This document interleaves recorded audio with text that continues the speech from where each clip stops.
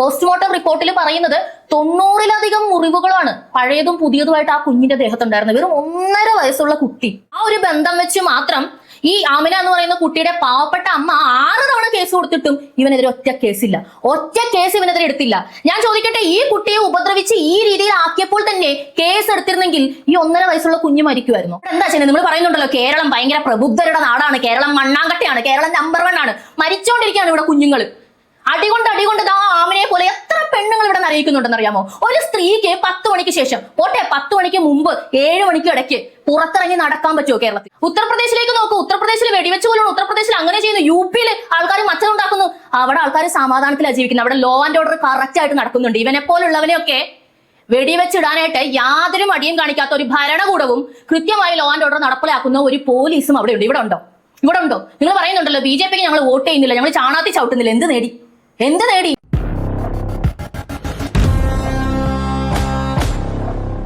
കഴിഞ്ഞ ദിവസം നെടുമങ്ങാട് നടന്ന ഒരു സംഭവം നിങ്ങൾ എല്ലാവരും വാർത്തകളിലൂടെ കണ്ടിട്ടുണ്ടാവും അല്ലെ?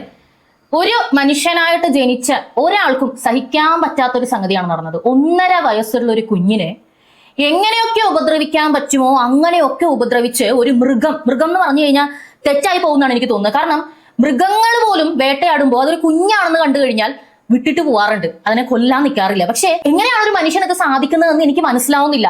ആ കുട്ടിയുടെ മുഖം റീൽസിലൂടെയൊക്കെ നിങ്ങൾ ഒരുപാട് കണ്ടിട്ടുണ്ടാവും. ഞാൻ വീണ്ടും അത് കാണിക്കാനായിട്ട് ആഗ്രഹിക്കുന്നില്ല. 2 കൈയും ഒടിഞ്ഞ ആ കൊച്ചിനെ ഒക്കത്ത് വെച്ചുകൊണ്ട് അമ്മ ഇങ്ങനെ ചിരിച്ചുകൊണ്ട് ഒരു റീല് ചെയ്യുന്നത്, ആ റീല് നിങ്ങൾ കണ്ടിട്ടുണ്ടാവും. അതുകൂടാതെ ഒരുപാട് റീലുകൾ ഈ കുട്ടീനെ വെച്ചിട്ട് അഖില എന്ന അമ്മ ചെയ്തിട്ടുണ്ടായിരുന്നു. അമ്മ എന്ന് പറയാൻ സാധിക്കുമെന്ന് എനിക്കറിയില്ല, ആ ഒരു വാക്ക് പറയാൻ പാടില്ല.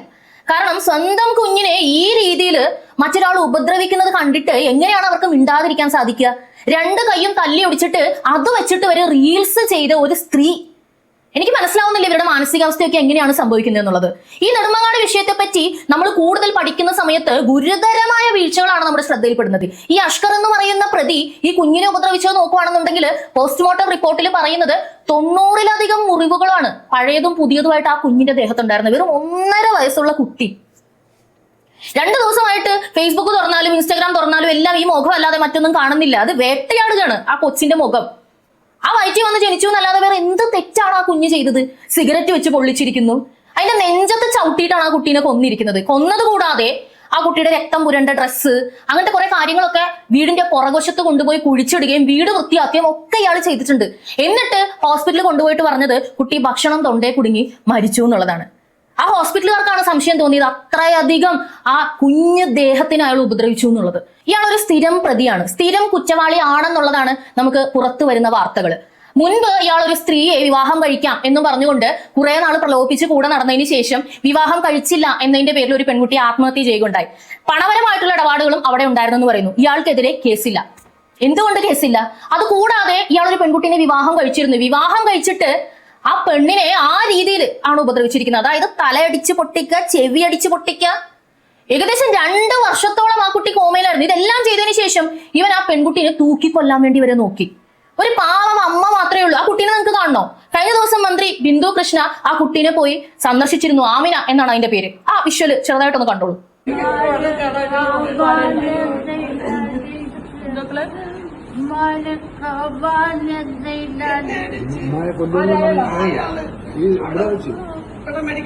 ഞാനവിടെ ഇല്ലായിരുന്നു. ആരോഗ്യമന്ത്രിയായിട്ട് സംസാരിച്ച് ബാക്കി കാര്യങ്ങളോട് മക്കൾ ധൈര്യമായിട്ട് മെഡിക്കേറ്റിരുന്ന് മരുന്നും കഴിച്ച് ഇരുന്ന് പെട്ടെന്ന് പഴയ പോലെ നമുക്ക് ഓടി നടക്കണ്ടേ. ഒരു കാര്യം എനിക്ക് പറയാനുണ്ട്, ഇനി ഈ വ്യക്തിയെ അതാണ് പ്രധാനം. വരാൻ പാടില്ല. കാരണം പിഞ്ചു കുഞ്ഞിനോട് മനുഷ്യനായി പറഞ്ഞ ആർക്കെങ്കിലും പറ്റും. അവന്റെ ഉമ്മാക്കും സഹോദരിക്ക് യവനും ഇതാണ് പരിപാടി. അതിന്റെ അവസ്ഥ കണ്ടോ? ഒരു പെണ്ണിനെ ഈ രീതിയിലാക്കിയ അവൻ ഒരു കുഴപ്പമില്ലാതെ ഈ നാട്ടിൽ നടന്ന് വിലസുവാണ്. അഖില എന്ന് പേരുള്ള 1.5 വയസ്സുള്ള കുട്ടിയുടെ അമ്മയായ സ്ത്രീയോടൊപ്പം ലാവിഷായിട്ട് അടിച്ചു പൊളിച്ച് അവൻ ജീവിച്ചിട്ട് ആ കുട്ടിയെയും നരകിപ്പിച്ച് ഇല്ലാതാക്കി. എന്തുകൊണ്ടാണ് ഇവന്റെ പേരിൽ കേസ് എടുക്കാത്തത്?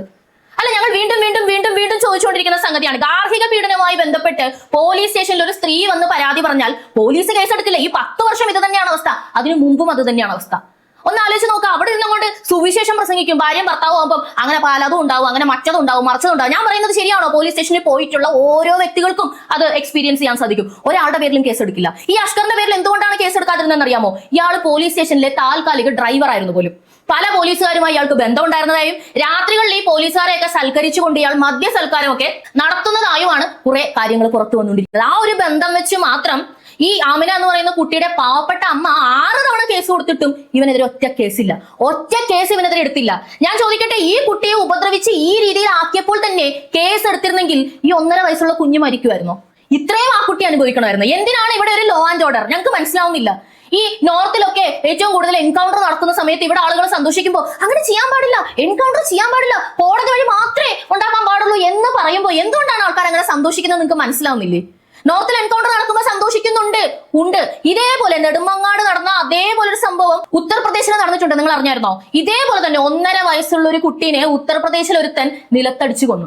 ആ CCTV വിഷ്വൽസ് ഞാൻ കാണിക്കുന്നില്ല, എനിക്കത് നിങ്ങളെ കാണിക്കാനും പറ്റില്ല, എനിക്ക് സെൽഫ് അത് കണ്ടിരിക്കാൻ പറ്റില്ല. ഞാനൊരു മനുഷ്യനായിപ്പോയി.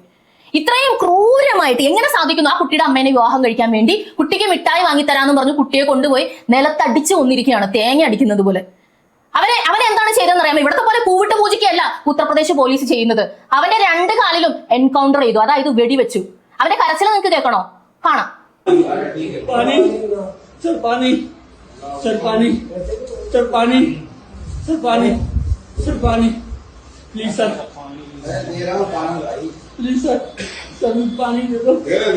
കണ്ടോ? പാനി പാനി പാനി എന്ന് പറഞ്ഞ് അവൻ കിടന്ന് നിലവിളിക്കുന്നത് കണ്ടോ? അവന്റെ 2 കാലും ഇനി അവന് പഴയ പോലെ ഉപയോഗിക്കാൻ കഴിയില്ല. അവനെ കൊന്നില്ല, അവനെ പിടിച്ചു. അവൻ പോലീസിനെ തിരിച്ച് ആക്രമിച്ചു എന്നതിന്റെ പേരിലാണ് അവന്റെ കണ്ണങ്കാലിന് താഴെ പോലീസ് വെടിവെച്ചിരിക്കുന്നത്. നിങ്ങൾക്കറിയാമല്ലോ, കണ്ണങ്കാലിനൊക്കെ എന്തെങ്കിലും ഒരു വരിക്ക് വെച്ച് കഴിഞ്ഞാൽ പിന്നെ പഴയ പോലെ നടക്കാൻ പറ്റോ?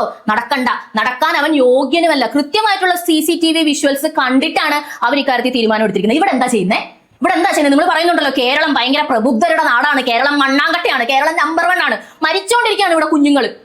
അടികൊണ്ട് ദാ ആമിനെ പോലെ എത്ര പെണ്ണുങ്ങൾ ഇവിടെ അറിയിക്കുന്നുണ്ടെന്ന് അറിയാമോ? ഒരു സ്ത്രീക്ക് 10 മണിക്ക് ശേഷം പോട്ടെ, 10 മണിക്ക് മുമ്പ് 7 മണിക്ക് ഇടയ്ക്ക് പുറത്തിറങ്ങി നടക്കാൻ പറ്റുമോ കേരളത്തിൽ? ആരെയൊക്കെ പേടിക്കണം? ഇവിടെ പോലീസ് നല്ല രീതിയിൽ പ്രവർത്തിക്കുന്നുണ്ടായിരുന്നെങ്കിൽ ഞങ്ങൾക്കും ഇതൊക്കെ സാധിക്കുമായിരുന്നില്ലേ? ഉത്തർപ്രദേശിലേക്ക് നോക്കൂ, ഉത്തർപ്രദേശിൽ വെടിവെച്ച് പോലും ഉത്തർപ്രദേശിൽ അങ്ങനെ ചെയ്യുന്നു. UP-ൽ ആൾക്കാർ മറ്റതുണ്ടാക്കുന്നു. അവിടെ ആൾക്കാർ സമാധാനത്തിലാണ് ജീവിക്കുന്നത്. അവിടെ ലോ ആൻഡ് ഓർഡർ കറക്റ്റ് ആയിട്ട് നടക്കുന്നുണ്ട്. ഇവനെ പോലുള്ളവനെയൊക്കെ വെടിവെച്ചിടാനായിട്ട് യാതൊരു മടിയും കാണിക്കാത്ത ഒരു ഭരണകൂടവും കൃത്യമായി ലോ ആൻഡ് ഓർഡർ നടപ്പിലാക്കുന്ന ഒരു പോലീസും അവിടെ ഉണ്ട്. ഇവിടെ ഉണ്ടോ? നിങ്ങൾ പറയുന്നുണ്ടല്ലോ BJPക്ക് ഞങ്ങൾ വോട്ട് ചെയ്യുന്നില്ല, ഞങ്ങൾ ചാണാത്തി ചവിട്ടുന്നില്ല. എന്ത് നേടി? നിങ്ങൾക്ക് ഇവിടെ ജീവിക്കാൻ പറ്റുന്നുണ്ടോ? എന്ത് കാര്യത്തിന് പോലീസ് സ്റ്റേഷനിൽ ചെന്നാലാണ് നിങ്ങൾക്ക് പ്രോപ്പർ ആയിട്ടുള്ള അസിസ്റ്റൻസ് കിട്ടുന്നത്? വേദോപദേശം അല്ലാതെ കേസെടുക്കാം എന്ന് പറഞ്ഞുകൊണ്ട് FIR ഇടാം എന്നും പറഞ്ഞുകൊണ്ട് അവരുടെ വായിന്ന് മൊഴിയുന്ന നിങ്ങൾ എപ്പോഴെങ്കിലും കേട്ടിട്ടുണ്ടോ? എത്ര പേര് എനിക്ക് മെസ്സേജ് അയക്കുമെന്ന് അറിയാമോ? ഞങ്ങൾക്ക് ഇങ്ങനെ ഒരു വിഷയമുണ്ട്, പോലീസ് സ്റ്റേഷനിൽ ചെന്നിട്ട് കേസ് എടുക്കുന്നില്ല, ഞങ്ങൾ എന്താ ചെയ്യേണ്ടത്? ചെയ്യാൻ പറ്റുക എന്ന് പറയുന്നത് കോടതി വഴി മൂവ് ചെയ്ത് പോലീസിനെ കൊണ്ട് FIR ഇടിപ്പിക്കുക എന്നുള്ളതാണ്. കോടതി പോകാനായിട്ട് എത്ര രൂപ വേണം? ഒരു വക്കീലിനെ കണ്ടു കഴിഞ്ഞാൽ ഫ്രീ ആയിട്ട് ചെയ്യാണ്ടിരിക്കുകയാണോ വക്കീലുമാർ? അവരും കാശ് കൊടുത്തല്ലേ പഠിച്ചത്. സാധാരണക്കാർക്ക് ആർക്കും അത് പറ്റുന്നില്ല. നരകിക്കുകയാണ്, മരിക്കുകയാണ് മനുഷ്യരിവിടെ.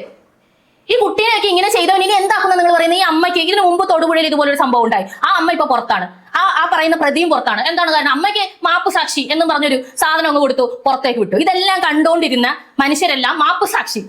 പോയപ്പോ ആർക്ക് പോയി? ആ വേദനിച്ച കുഞ്ഞിന് പോയി, വേദനിച്ചില്ലാതായി പോയ കുഞ്ഞിന് പോയി. ഇവനും നാളെ പുറത്തു വരും ഇല്ലേ? നിങ്ങൾ എന്നെ പറഞ്ഞു ഇവനെന്താ തൂക്കിക്കൊല്ലാൻ പോകുന്നുണ്ടോ? അല്ലെന്നുണ്ടെങ്കിൽ ഏതെങ്കിലും രീതിയിൽ ഇവിടത്തെ നിയമവ്യവസ്ഥിതി ഇവനെ ശിക്ഷിക്കാൻ പോകുന്നുണ്ടോ? ഉത്തർപ്രദേശിൽ ചെയ്തത് ഇവിടെ ചെയ്യണമെങ്കിൽ നട്ടലുള്ള ഒരു ഭരണകൂടം ഭരിച്ചേ തീരൂ എന്നതാണ് സത്യം. നിങ്ങൾ അത് അംഗീകരിച്ചാലും ഇല്ലെങ്കിലും അതങ്ങനെ തന്നെയാണ്. നിങ്ങൾ ഇനി എത്ര ചാണകം ചവിട്ടില്ല, പ്രബുദ്ധത, കാവ്യവൽക്കരണം, അത് ഇതെന്നൊക്കെ പറഞ്ഞാലും നിങ്ങൾക്ക് മുന്നോട്ട് ജീവിക്കണമെങ്കിൽ ലോ ആൻഡ് ഓർഡർ കറക്റ്റ് ആയിട്ട് പാലിക്കുന്ന ഒരു മന്ത്രിസഭ ഇവിടെ വന്നേ സാധിക്കൂ. UDF-നെ കൊണ്ടോ സാധിക്കുമെന്ന് നിങ്ങൾ വിശ്വസിക്കുന്നുണ്ടോ? കമ്മ്യൂണിസ്റ്റുകാരെ കൊണ്ട് എന്ത് സാധിക്കും എന്നുള്ളത് 10 വർഷം കൊണ്ട് നിങ്ങൾ കണ്ടല്ലോ. ഇനി അങ്ങോട്ട് ഞാൻ പറയുക, ഇവനെ ഒന്നും ചെയ്യാൻ പോകുന്നില്ല, ഇവനെ തീറ്റി പോറ്റാനാ പോകുന്നതെന്ന് നിങ്ങൾ തന്നെ ഒരുപാട് കമന്റുകൾ ഇടുന്നുണ്ടല്ലോ. അത് തന്നെയാണ് സംഭവിക്കാൻ പോകുന്നത്. ആ കുഞ്ഞിന്റെ മുഖം എന്റെ കണ്ണിൽ നിന്നും ആയുന്നില്ല. എനിക്ക് സ്വന്തമായിട്ട് കുഞ്ഞു വേണമെന്നോ അല്ലെങ്കിൽ കുഞ്ഞുങ്ങളെ താലോടിക്കുക അങ്ങനെയൊന്നും ഒരു ആഗ്രഹമുള്ള ഒരാളല്ല ഞാൻ. പക്ഷേ എങ്ങനെയാണ് ഒരു കുഞ്ഞിനെ ഉപദ്രവിക്കാൻ കഴിയും ഒരു മനുഷ്യന്?